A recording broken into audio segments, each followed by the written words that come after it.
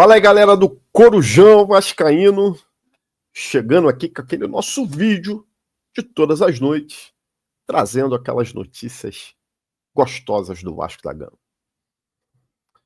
Jogo de ontem empatado contra o CSA, né? 0-0, sofrido contra o time da Série C. E o Vasco, pós-mundial, zerado de vitórias.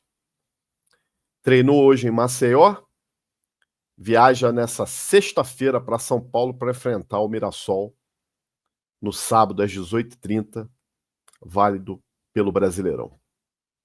E precisamos ganhar, né? Estamos ali na beirola da zona do rebaixamento, 16º lugar.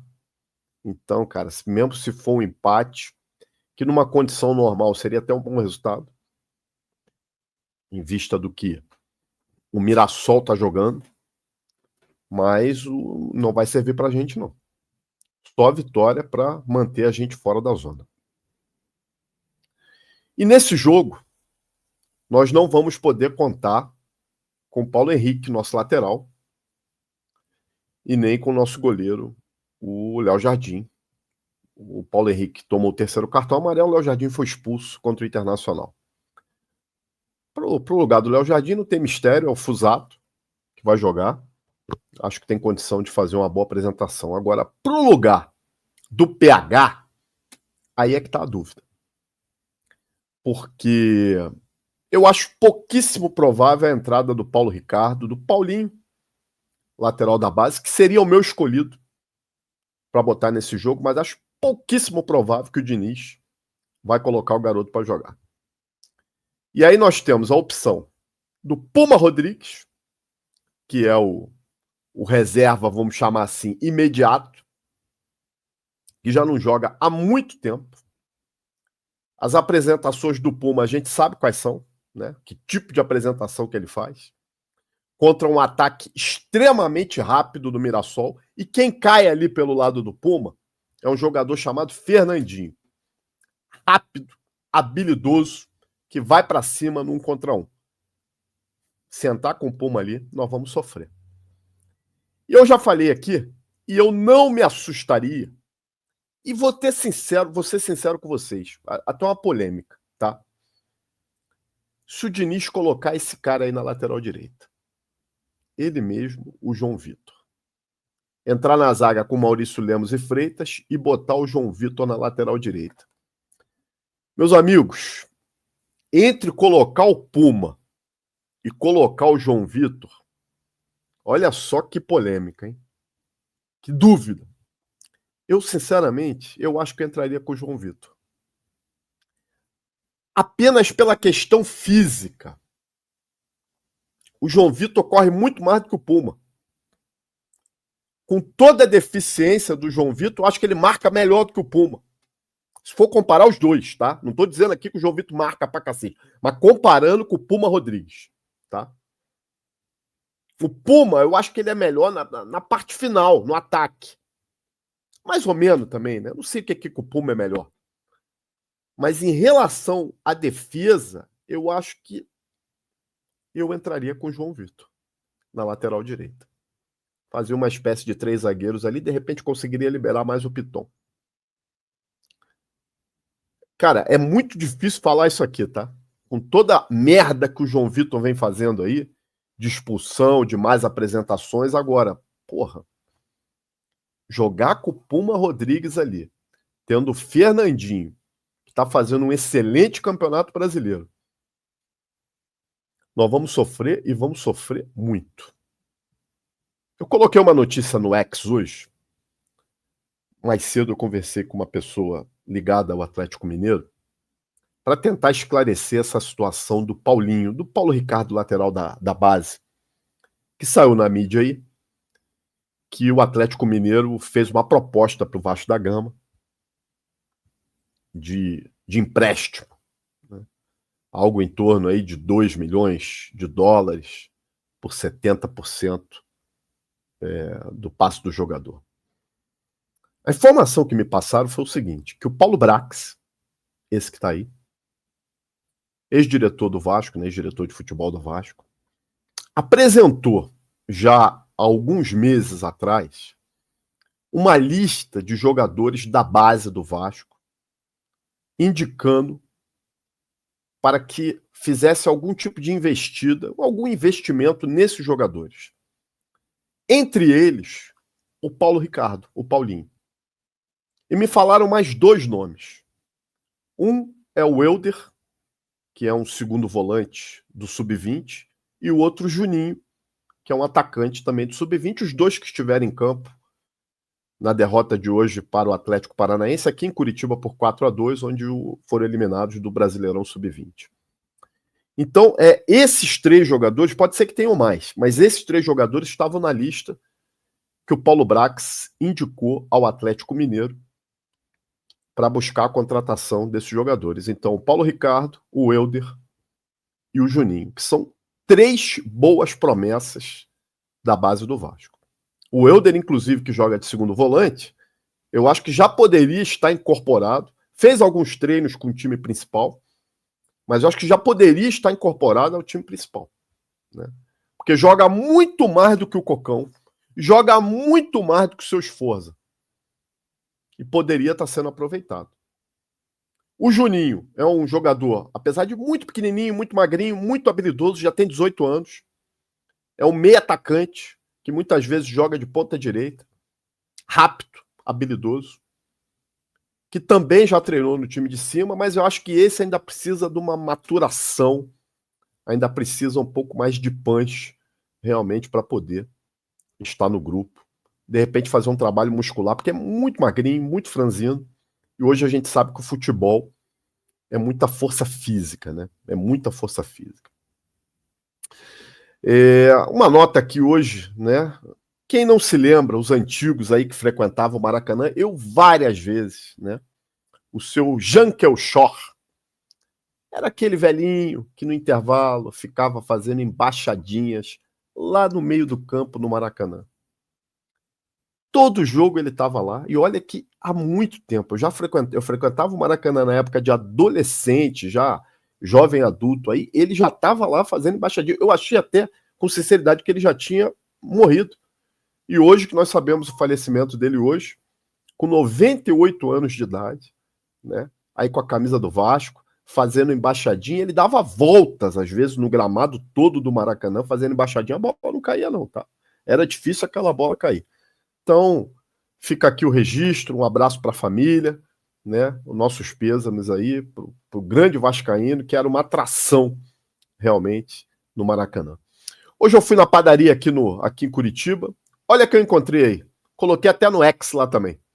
Quem que lembra dessa peça aí? Lateral direito, Madison, né? Troquei uma ideia com ele, pelo menos uns 20 minutos ficamos conversando. Hoje ele está no Atlético Paranaense, está machucado, né? Conversamos bastante sobre o Vasco aí. E vou dizer uma coisa para vocês, tá? Muita gente não gostava do Madison, né?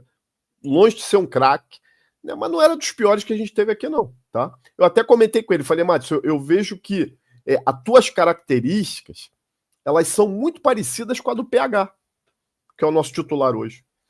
Porque como o PH, o Madison tinha um preparo físico absurdo, né? A valência maior dele era realmente o preparo físico, e voltava na velocidade, né? Tinha uma dificuldade no cruzamento ali, que o PH também tem, né? Mas se infiltrava na área para fazer gol de cabeça, né? E ele me confidenciou que sente saudade de jogar no Vasco. Tá com 33 anos e tá aqui no Atlético se recuperando de uma lesão aí no posterior da coxa. Bom, rapaziada, eu coloquei hoje na capa do nosso vídeo o Andrés Gomes, tá? O colombiano que vem se falando bastante. Mas eu vou tirar ele aqui, porque eu quero falar algo que tem a ver com ele, mas não necessariamente em relação ao Andrés. Mas eu vou chegar nele, né? Todo mundo tá sabendo que o Cauã Barros, jogador do América Mineiro, que estava emprestado ao América Mineiro, o Vasco solicitou o retorno dele. Hoje ele, inclusive, fez um vídeo de despedida do América Mineiro, e a partir de segunda-feira ele volta a treinar com o Vasco, com o grupo do Vasco, com o grupo principal. Precisou o scout do Cruzeiro perceber que o Cauã Barros era um bom jogador, o Cruzeiro que tentou a contratação dele, e o Vasco acabou não liberando e resolveu trazer ele de volta. Um outro jogador que o Vasco está tentando trazer de volta, até essa informação quem trouxe aí foi o Lineker, do canal A Hora do Vasco, diz respeito do volante Matheus Ferreira, que está emprestado ao São Paulo com uma opção de compra de R$1,5 milhão. R$1,5 milhão. Não é dólar nem euro, não. É reais. Uma pichincha. Jogador com passagem pela seleção brasileira, que tem sido muito bem aproveitado no São Paulo. E o Vasco está tentando trazer ele de volta porque quem colocou essa cláusula de opção de compra de R$1,5 milhão cometeu, eu diria, quase um crime. Porque está se doando um jogador muito promissor. Falaram lá atrás que ele teve problemas extracampo, como falaram também do Barros, mas nunca ninguém disse exatamente o que aconteceu. Agora, é algo pelo menos estranho essa tentativa do Vasco de trazer esse jogador. Por que o São Paulo abriria a mão de um jogador que vem sendo aproveitado no clube com uma opção de compra tão baixa, de R$1,5 milhão, para deixar ele voltar para o Vasco da Gama? Se essa informação do Lineker realmente estiver certa, né, porque ele diz aí no tweet, existe otimismo entre as partes e o retorno pode acontecer. Por que esse retorno aconteceria? E agora eu quero chegar no Andrés Gomes, coloquei agora há pouco lá no X do Corujão, @Corujão Vascaíno, se você não segue a gente, que o colombiano do Rennes, ele não vai vir jogar no Vasco. Eu já havia comentado em vídeos anteriores aqui, dizendo que eu tinha um sentimento que essa negociação não ia dar em nada. Na época que eu comentei isso, era apenas uma opinião. Agora eu estou trazendo uma informação. O jogador não virá para o Vasco da Gama. Por quê? Primeiro que a forma com que o Vasco propôs o negócio, eu já tinha alertado isso, em questão de valores e de modelo de negócio, não agradou em nada ao Rennes, da França. Jogador que foi comprado junto ao Salt Lake City por 10 milhões de euros.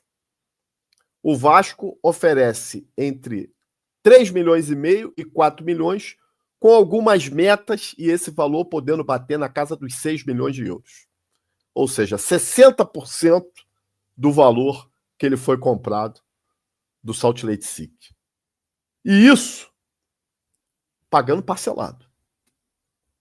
Em relação ao Vasco e o jogador, o salário não foi problema, não era problema, e se chegou a um acordo. Porém, saiu uma notícia também ao longo da semana que o jogador queria vir para o Vasco. Que o jogador queria jogar no Vasco. Informação que não é verdadeira. Essa não é verdadeira, e eu digo a vocês, o jogador tem proposta da Europa, né?